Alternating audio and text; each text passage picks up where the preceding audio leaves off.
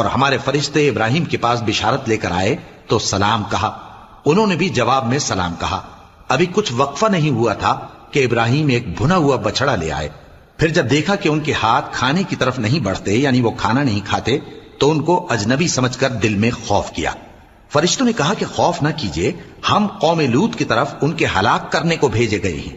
اور ابراہیم کی بیوی جو پاس کھڑی تھی ہنس پڑی، تو ہم نے اس کو اسحاق کی اور اسحاق کے بعد یعقوب کی خوشخبری دی۔ اس نے کہا، اے میرے بچہ ہوگا، میں تو بڑھیا ہوں اور یہ میرے میاں بھی بوڑھے ہیں، یہ تو بڑی عجیب بات ہے۔ انہوں نے کہا، کیا تم اللہ کی قدرت سے تعجب کرتی ہو؟